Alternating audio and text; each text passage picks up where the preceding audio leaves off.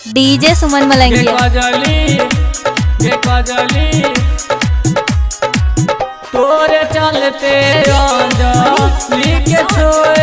अभी आप सुन रहे हैं सुमन मलंगिया एंटरटेनमेंट के माध्यम से।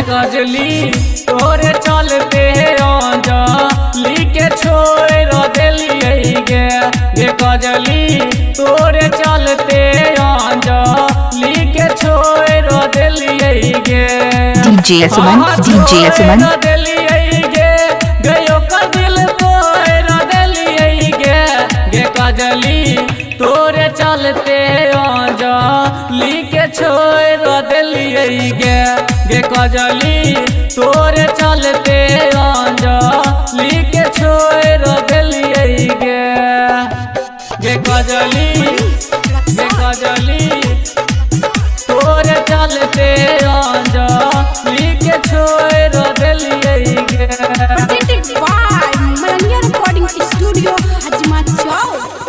लिए झूठो के ओकरा से प्यार ले लिए माजा बार बार गे छौरी, माजा बार बार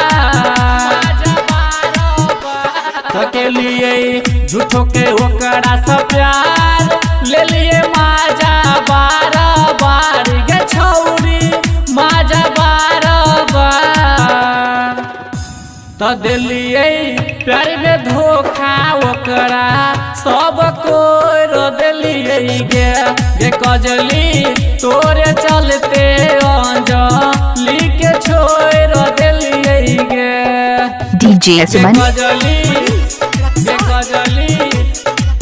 तोरे चलते लिखे छोड़ दिलिए गे।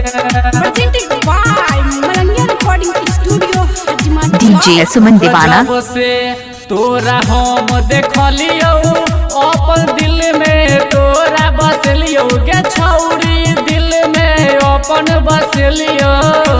डीजे सुमन दीवाना जब से तोरा हम देखलियो अपन दिल में, तोरा बसलियो गे छौरी दिल में अपन बसलियो।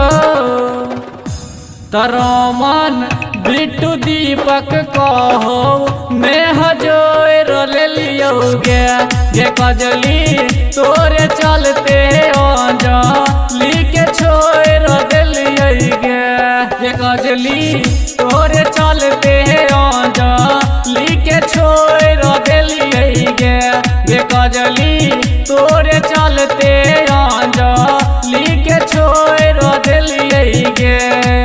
हाँ छोड़ दिलिए गयो कर दिल तोड़ दिलिए गे कजली, तोरे चलते लिखे छोड़ दिलिए गे कजली, तोरे चलते डीजे सुमन मलंगिया मधुबनी। डीजे सुमन दीवाना। डीजे सुमन नंबर 88 82 43 23 0 8 45 23।